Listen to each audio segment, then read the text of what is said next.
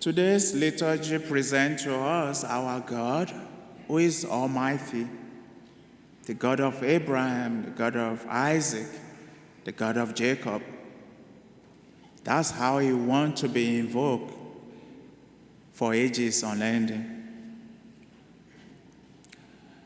The calming of the storm by Jesus and God's conversation with Job all remind us of God's omnipotence.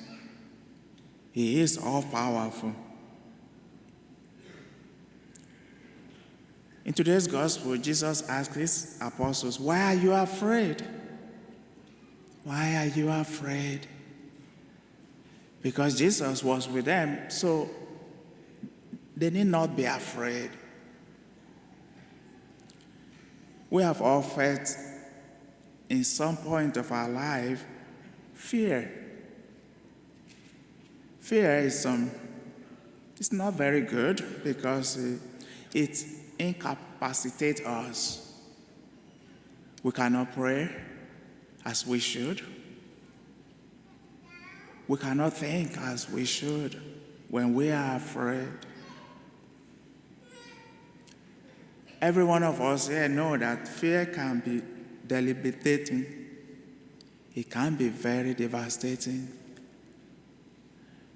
One of the ways that you can control people is to put fear in their lives. But today's liturgy reminds us that we need not be afraid because Jesus is with us, like he did with those apostles, putting out his hand and calming the storm. Jesus is offering us as well liberation and comfort. He is with us. He is ready to calm the fears in our lives, the storms in our life. He is forever with us. That's his promise. You know, today's gospel can be likened to our journey in life. Our journey from conception to natural death can be compared to that little trip they took on the Lake of Galilee. It was not a big lake, but whatever happened, the wind was against them. It is very important to note that being a Christian or being a holy person does not give us immunity from suffering and other trials of life. Because sometimes we think that because we love God so much, we shouldn't suffer. Well, guess what? Jesus loved God too. He is God, and he suffered. He had his own up and downs while he was in the flesh with us. So when the storms of life comes, which could be any kind of form, sudden death, cancer, whatever, even the virus. In those moments, the temptation is to feel abandoned by God. It feels like God is sleeping or is far away from us. When we are afraid, when the trials of life come, the apostles today give us a model. We run to Jesus. You know, it's very true and so sad that a lot of Christians, they are in good relationship with God when everything is going well for them. But when trials come, not a few disciples abandon God, turning their back on him in anger, thereby giving Satan free access to their life to do with them as he pleases. Today's liturgy also reminds us that though nature can be a powerful force, Jesus' power is greater. He calmed the storm by simple word, 3 words: quiet, be still? Do we have enough faith to see Jesus saying those words to our trials, to whatever we are going through right now? It takes faith to hear him. Jesus is always with us, and I know you have heard that for like 1 million times. Jesus is with us. But when trial comes, sometimes we forget. When we really need him most, that's when we abandon him. I don't know of you, but I've seen a lot of people say, oh, I'm angry with God. I was like, what did God do to you? And then they mention the trials that they are going through. Actually, God cannot do evil. It's contrary to his nature. You know, if you read the book of Job from the beginning, that book says that all the sons of God gathered in front of God, and Satan came also. And God asked Satan, where have you been to? He said, doing what I do, going around the earth, patrolling the earth. And God said, have you noticed my servant Job, how holy and righteous he is? And Satan said to God, he said, oh, he is righteous because you have blessed him. Take all he has, and he will curse you to your face. So God told Satan, go take all his stuff. Don't kill him. Spare his life, but take everything. So in like 6 hours, Job lost everything, including like 10 children. And he still remained steadfast.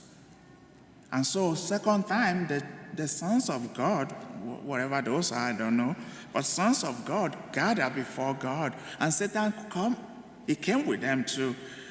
And God said, see what you have done to my servant Job. You've taken everything from him. And he still held on to his innocence. And Satan said to God, a man can give up everything he owns, but touch his skin and it will curse you. And God said to him, go ahead, go do it. So Satan came second time to Job and covered him with all kinds of whatever disease, whatever skin disease that you can think of. And Job still remained innocent. God cannot do evil. It saddens me when bad things happen to them, they start blaming God. And we glorify the devil. We glorify Satan. You know, you have all those things, sun devils. You know, when I came in 2012, that was when I first came to Phoenix. Some people gave me a gift. I was going back home and they gave me a gift, all kinds of clothes. And there was one that said sun devil. I was like, I can't take this to Africa.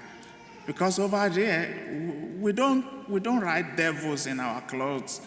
Because, you know, devil is Satan. It's an angelic figure. It's not just some kind of idea. It's an angelic figure. His name was Lucifer. He disobeyed God with all the other angels that rebelled against God, and God drove them out. And he's alive and well. But sometimes I don't understand why we glorify Satan. But when something bad happens, we blame God for it. Today's liturgy reminds us that our God is all-powerful. And this God, who was with the apostle in today's gospel passage, this God who blessed Job later in his life more than he did at the beginning, he is with us today. It takes faith to feel him or to see him at work in our lives, but he's doing it. He's doing it. I know all of us, not all of us, I don't mean to generalize, but a lot of us have heard that story about the footstep in the sand. How that person was walking with Jesus, and when he was like really tired, exhausted, Jesus carried him. For him, he felt, oh, why was your step not here when I really needed you? And Jesus said, that time I carried you, you couldn't walk anymore. This same Jesus is with us today. He's our refuge and our strength. And whatever it is that we are going through right now, He's able to deliver us and to save us.